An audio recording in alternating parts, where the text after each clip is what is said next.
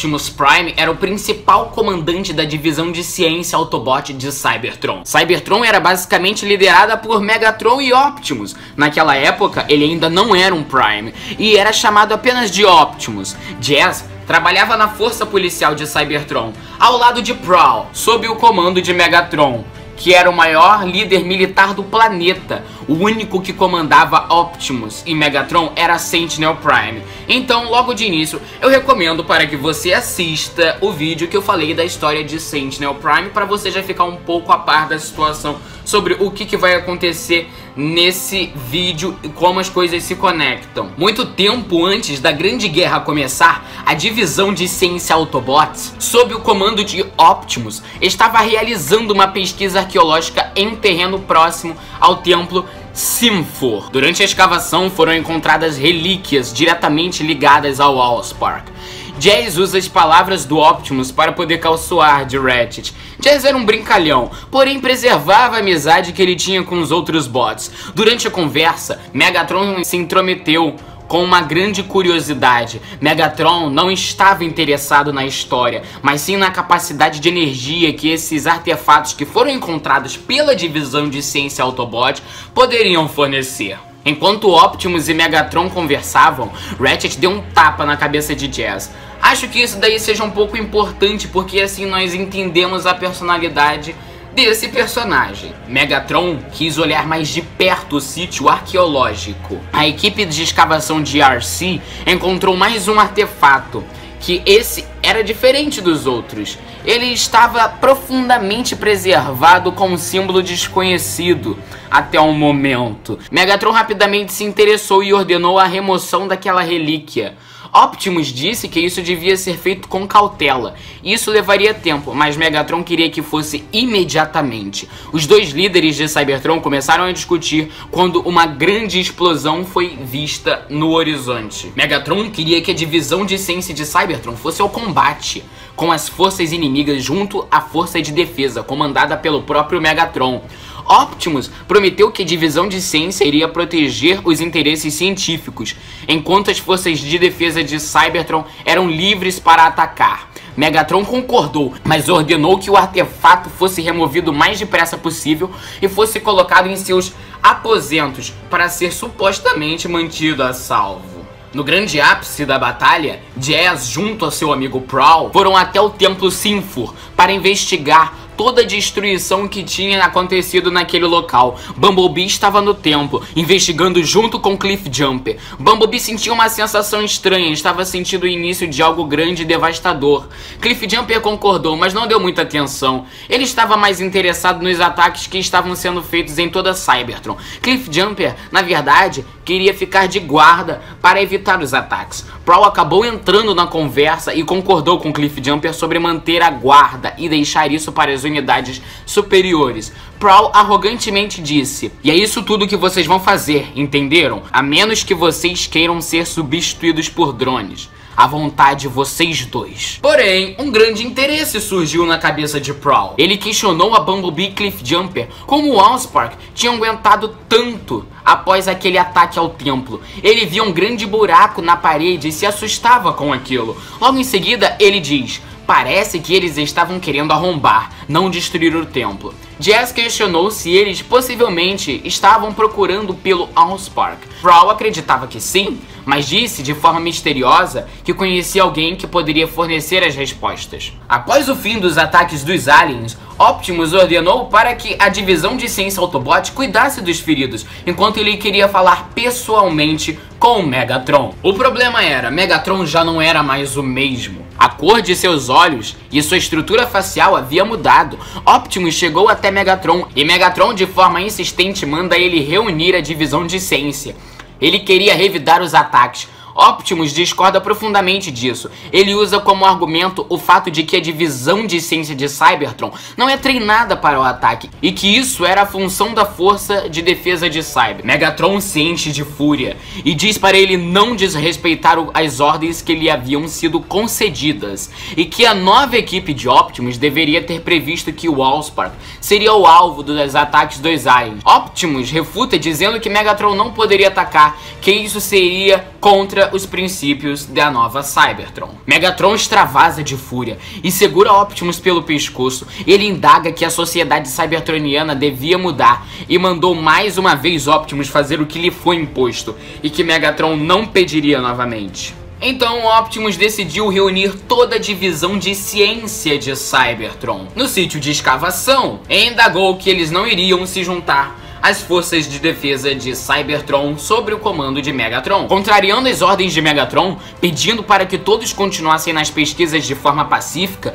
um pouco mais tarde, Jazz e Prowl se uniram a Optimus. Optimus pergunta de forma curiosa a Prowl se ele acreditava que Megatron era um líder capaz. Prowl diz que não. Optimus diz que as ações de Megatron eram questionáveis e deixou bem claro o seu pensamento de que o ideal de Megatron estava dividindo Cybertron. Prowl diz que ele e Jazz agora eram sentinelas, logo tinham acesso aos aposentos de Megatron, e isso desperta um grande interesse em Optimus. Algum tempo depois, Optimus, Prowl e Jazz se reúnem e invadem os aposentos de Megatron. Optimus encontra logo de cara o artefato do qual Megatron tinha interesse e fica surpreso ao ver que Megatron havia restaurado essa relíquia. Após um tempo olhando, Prowl fala desesperadamente de que eles tinham que sair de lá, que Megatron estava voltando. Megatron chega em seus aposentos pouco tempo depois dos 3 Autobots saírem. Megatron se ajoelha diante a relíquia e diz: "Mestre."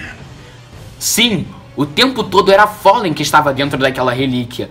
Não o Fallen em sua forma física, mas sim o Fallen em sua forma espiritual. Ainda farei um vídeo contando a história de Megatron, não se preocupem. Megatron estava esperando por mais comandos de seu mestre. Fallen ordenou a Megatron para que preparasse o seu retorno, expandindo o seu exército e assumindo o controle de Cybertron. Só que aconteceu algo inesperado. Fallen contou a Megatron que Optimus havia invadido seus aposentos enquanto Megatron estava lutando contra os aliens. Megatron se enche de fúria e diz que eles serão punidos.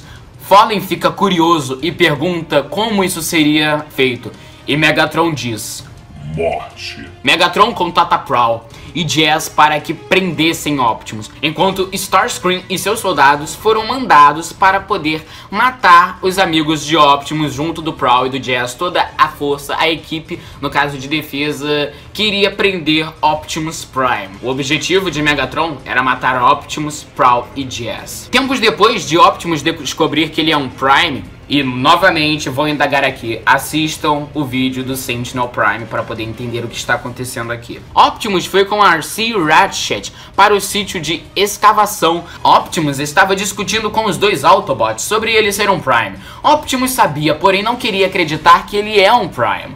Um grito surge do horizonte. Prowl diz: Optimus, Optimus, renda-se. Você está sendo detido pelas ordens de Megatron.